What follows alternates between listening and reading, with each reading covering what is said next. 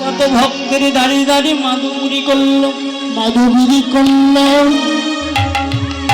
বাবা রে, আমরা ভগবানের ভজন করছি, নিজেকে অভিমান, নিজের এই আত্মই অভিমান আমার গৌরের শ্রীপাদ পদ্মে সমর্পণ করতে হবে। হে গৌর,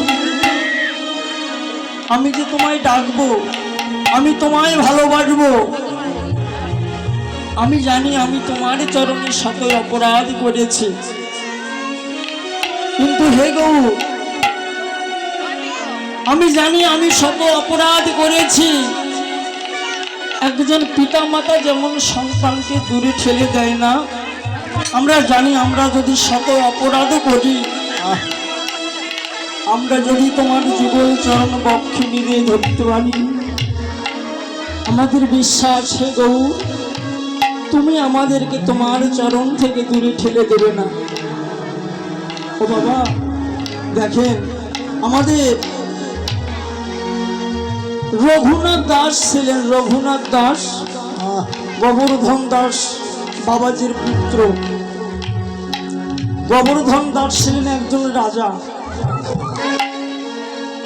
ভগবানকে লাভ করতে গেলে এই মায়াময় জগৎ থেকে ভগবানকে লাভ করাটা এত সহজ কথা নয় গো। এই গোবর্ধন দাস ছিলেন একজন রাজা। গোবর্ধন দাসের যখন পুত্র রঘুনাথ কৃষ্ণ প্রেমে পাগল হয়ে পথ মাঠ ঘাট, আহার নাই নিদ্রা নাই, সব সময় দুটি বাহু উত্তোলন করে হা গৌর বলে কেঁদে বেড়ায়। একজন রাজার সন্তান হয়ে যখন রঘুনাথ এমন পথে পথে কেঁদে বেড়ায়, মায়ের গৃহে থাকে না, মা রঘুনাথ রঘুনাথ বলে কেঁদে কেঁদে নয়ন জলে বুক ভেসে যায়, কিন্তু রঘুনাথকে কোথাও খুঁজে পাওয়া যায় না। এবার সেই গোবর্ধন দাস বাবাজি তার এলাকার মানুষের কাছে বসলেন, গ্রামবাসীকে নিয়ে বসলো যে দেখো গো, তোমরা আমার উপায় বলে দাও, আমি আমার সন্তানকে কি করে আমি ঘরে বেঁধে রাখবো। এবারে গ্রামের মানুষ বলছে দেখো, তোমার সন্তান তো কৃষ্ণ নামের পাগল হয়েছে, আমার মনে হয় তোমার সন্তানকে যদি তুমি ঘরে বেঁধে রাখতে চাও, তোমার সন্তানকে যদি তুমি ঘরে বেঁধে রাখতে চাও, ওকে সুন্দর সুকন্যা দেখে ওর হাতে তুলে দাও, অর্থাৎ তুমি রঘুনাথকে বিবাহ বন্ধনে আবদ্ধ করে দাও। এবার গোবর্ধন দাস বাবাজি সে গ্রামবাসীর কথা অনুযায়ী রঘুনাথের বিয়ার আয়োজন করলেন। রঘুনাথের বিবাহ হলো। এবার বিবাহের পরের দিন ফুলশয্যা রাত। ফুলশয্যা রাতে তোমার লক্ষ্য রাখুন, ফুলশয্যা রাতে রঘুনাথ সেই ফুলশয্যার দরজার মধ্যে বসে আছে। এবার রজনীটা যখন মধ্যভাগে গেল, ওই রঘুনাথের স্ত্রীর নাম ছিল সরুজা। রজনীটা যখন মধ্যভাগে গেল, এবার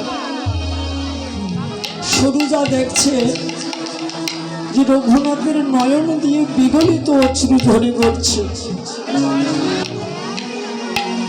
সরুজা আলঙ্ক থেকে উঠে গিয়ে তার স্বামীকে বলছে, হ্যাঁ গো, আমার মনে হয় তুমি এমন ভাবে বাসর ঘরে নয়ন জলে কাঁদছো, আমার মনে হয় আমাকে তোমার পছন্দ হয়নি, তাই না? নাকি তোমার বাবা আমার সঙ্গে জোর করে বিবাহ বন্ধনে আবদ্ধ করে দিয়েছে? বলছে না সরুজা, তাও নয়। সরুজা বলছে, স্বামী একটা স্ত্রী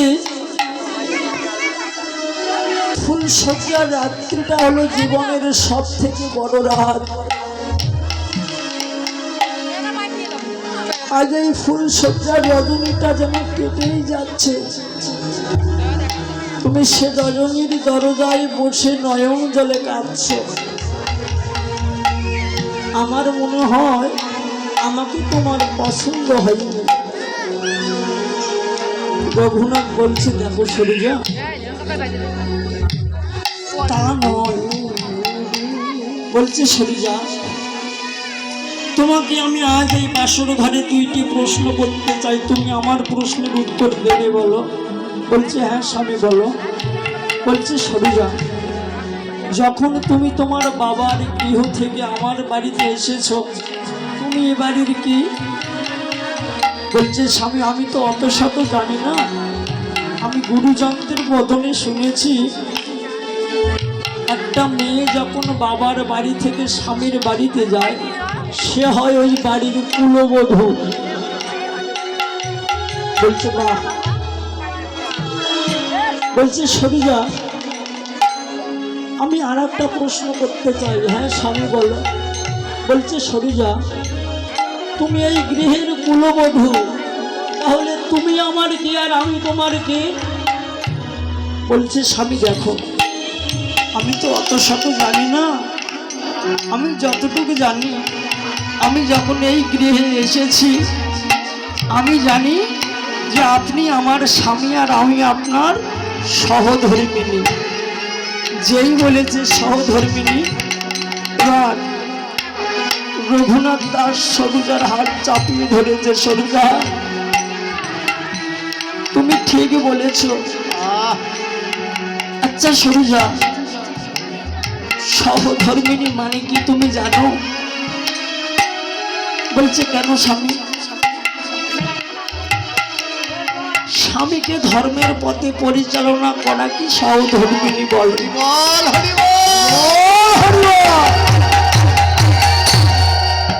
বলছে স্বামী,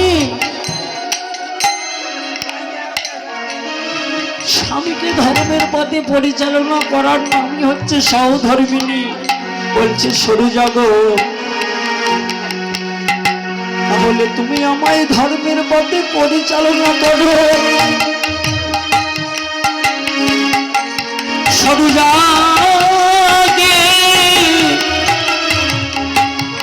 আপনি বক্ষে টেনে নিয়ে বলছে, ও সরুজা, আমি সেই শিশুকাল থেকে একটি মানুষকে ভালোবেসে এসেছি।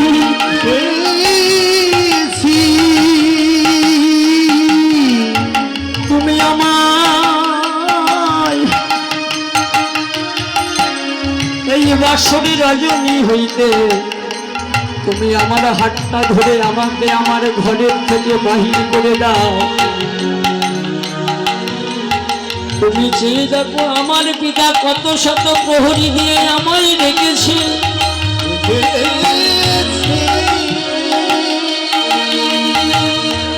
সরুজা বলছে দেখো, শ্বশুর মশাই বলেছে একে ঘরে বেঁধে রাখতে হবে, আর এ বলছে আমাকে ঘর থেকে বাহির করে দাও। শ্বশুরের বাক্য লঙ্ঘন করা যায়, কিন্তু স্বামীর বাক্য নয়। বলছে স্বামী, আপনি যখন যাবেন আমি আপনাকে এখান থেকে হাত ধরে বের করে দেব, কিন্তু স্বামী আপনার চরণে আজ আমি নিবেদন জানালাম কি জানেন? ও স্বামী, যেদিন তুমি সেই রূপের মানুষটির দেখা পাবে, আরে যেদিন তুমি তোমার আরাধ্য দেবতার দেখা পাবে,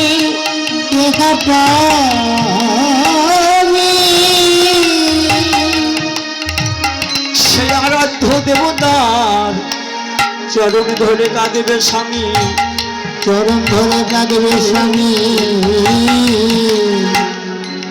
সে আরাধ্য দেবতার চরণে কি করবে জানো? জানো, সেদিনে অভাগিনীর কথা আহারে সেদিন গৌরের চরণে জানিয়ে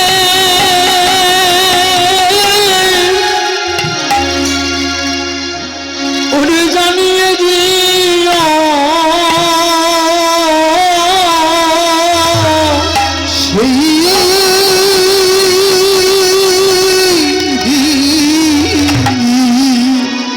সেদিন অভাগিনীর কথা কথা গৌরের জানাই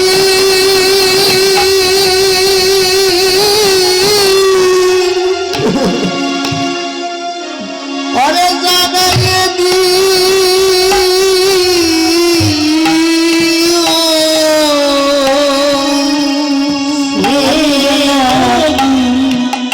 আমি যেন গৌরের সেবায় গৌরের সেবায় লাগিতে পারি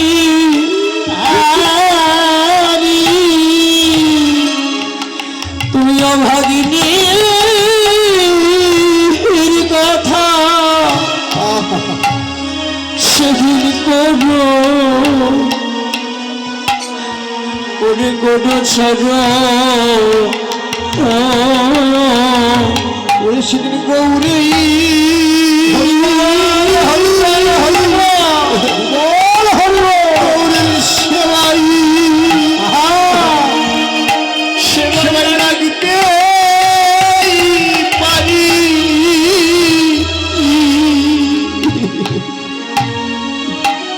ভাগিনীর কথা